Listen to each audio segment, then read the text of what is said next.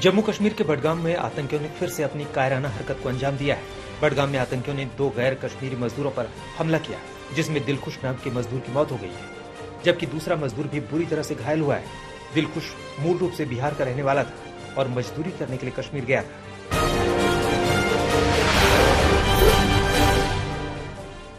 घाटी में आतंकियों ने कल भी एक गैर कश्मीरी हिंदू को निशाना बनाया था। बैंक मैनेजर विजय कुमार को बैंक के अंदर घुसकर गोली मार दी। विजय राजस्थान के रहने वाले थे और 3 महीने पहले ही उनकी शादी हुई थी। घाटी में 1 महीने के अंदर टारगेट किलिंग की यह 7वीं वारदात है। विजय कुमार की हत्या की जिम्मेदारी आतंकी संगठन KFF ने ली है, जिसने अल्पसंख्यकों को कश्मीर छोड़ने की धमकी दी है।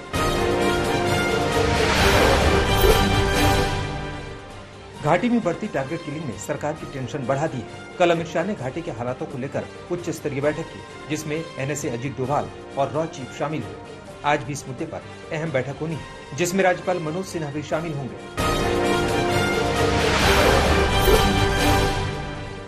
टारगेट किलिंग के बाद घाटी में काम कर रहे अल्पसंख्यकों के पलायन करने का सिलसिला शुरू हो गया है। घाटी में काफी संख्या में अल्पसंख्यक पलायन कर रहे हैं। वहीं टारगेट किलिंग के खिलाफ सड़कों पर भी प्रदर्शन तेज हो गया है, जहां प्रदर्शनकारी सरकार से कश्मीर के बाहर ट्रांसफर की मांग कर रहे हैं।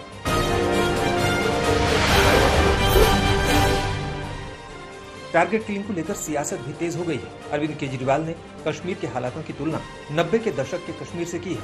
वहीं राहुल गांधी ने सरकार की रणनीति पर सवाल खड़े किए हैं। ओवैसी ने भी कश्मीर के हालात के लिए केंद्र सरकार को जिम्मेदार ठहराया है।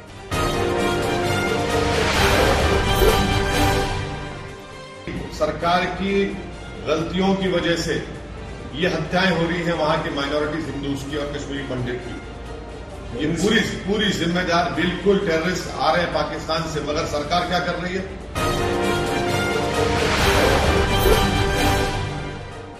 पंजाब के प्रसिद्ध गायक सिद्धू मूसेवाला की हत्या के बाद सुरक्षा वापसी के मुद्दे पर पंजाब सरकार बैकफुट पर आ गई है। इस मामले में हाईकोर्ट पहुंचे पूर्व मंत्री OP सोनी की पिटीशन पर मान सरकार ने हाईकोर्ट में कहा कि 7 जून को सभी 424 लोगों की सुरक्षा बहाल कर दी जाएगी। घल्लूघारा दिवस के मद्देनजर सुरक्षा में कटौती की गई थी।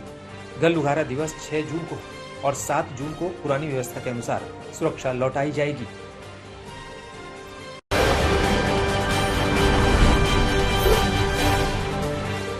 वाराणसी के ज्ञानवापी मस्जिद के जारी विवाद के बीच संघ प्रमुख मोहन भागवत ने बड़ा बयान दिया है। नागपुर में RSS के एक कार्यक्रम में कल शाम भागवत ने कहा कि इतिहास को हम बदल नहीं सकते।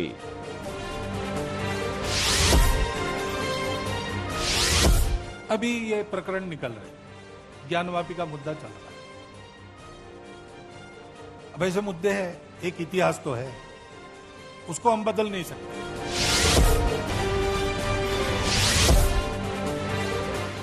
ज्ञानवापी की तर्ज पर दूसरे कई मस्जिदों को हिंदू मंदिर बताए जाने के मुद्दे पर भागवत ने कहा कि हर मस्जिद में शिवलिंग की तलाश क्यों।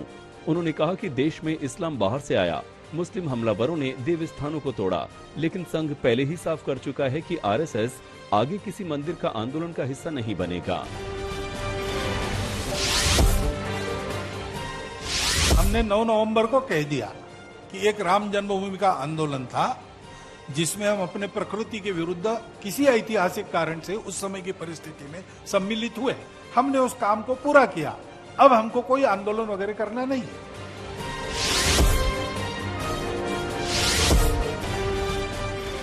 ज्ञानवापी का मुद्दा फिर गरमाने के आसार हैं। शंकराचार्य स्वरूपानंद सरस्वती के शिष्य और विद्या मठ के महंत स्वामी अविमुक्तेश्वरानंद ने शनिवार को ज्ञानवापी के अंदर शिवलिंग की पूजा अर्चना करने का ऐलान किया है।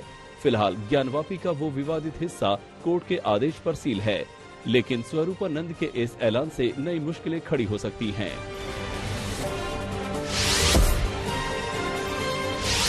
हमारे यहाँ नियम है कि जब भगवान प्रकट हो जाते हैं तो तत्काल पूजा आवश्यक होती है, उसमें विलंब नहीं करना चाहिए और प्रतिदिन पूजा होनी चाहिए। फिलहाल ज्ञानवापी का वो विवादित हिस्सा कोर्ट के आदेश पर सील है।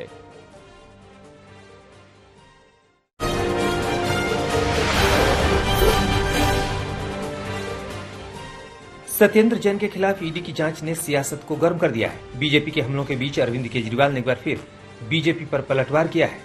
केजरीवाल ने कहा कि ईडी के निशाने पर अगला टारगेट मनीष सिसोदिया है। वहीं मनोज तिवारी ने केजरीवाल पर तंज कसते हुए मामले में भगवंत मान का नाम भी खींच दिया।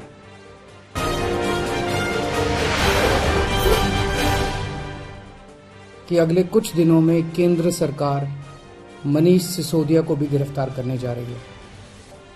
पता चला है कि केंद्र सरकार ने सभी जांच एजेंसीज को मनीष सिसोदिया के खिलाफ कोई ना कोई फर्जी केस तैयार करने को कहा है। जैसे इन्होंने सत्येंद्र जैन के खिलाफ फर्जी केस किया है, वैसे ये लोग मनीष जी के खिलाफ भी फर्जी केस बना रहे हैं।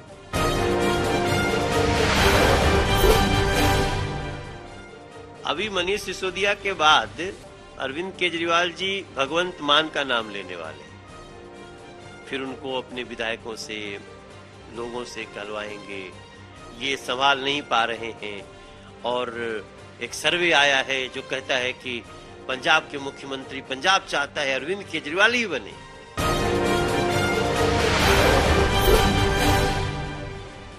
गुजरात के पाटीदार नेता हार्दिक पटेल बीजेपी में शामिल हो गए हैं। गांधीनगर स्थित बीजेपी मुख्यालय में उन्हें प्रदेश अध्यक्ष सीआर पाटिल ने पार्टी की सदस्यता दिलाई। इस दौरान पाटीदार आंदोलन में उनके साथी रहे कई और नेता और उनके समर्थक भी बीजेपी में शामिल हो गए। बीजेपी में शामिल होने के बाद हार्दिक पटेल ने कहा कि वो मोदी के सिपाही के तौर पर काम करेंगे।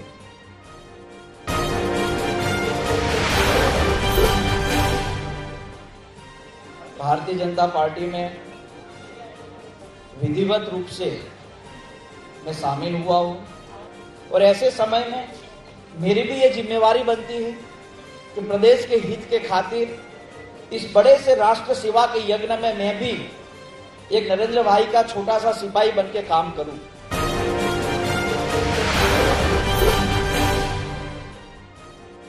कांग्रेस अध्यक्ष सोनिया गांधी कोरोना वायरस से संक्रमित हो गई हैं। इस खबर के बाद प्रधानमंत्री नरेंद्र मोदी ने ट्वीट कर उनके ठीक होने की दुआ की है।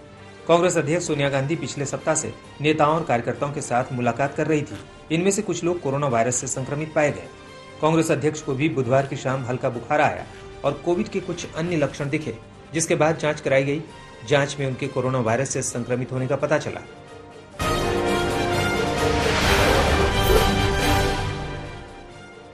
आज अक्षय कुमार की फिल्म सम्राट पृथ्वीराज रिलीज हो रही है।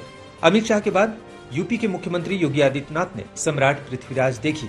योगी आदित्यनाथ ने फिल्म को यूपी में टैक्स फ्री करने का ऐलान किया। मध्य प्रदेश में भी अक्षय कुमार की सम्राट पृथ्वीराज टैक्स फ्री होगी।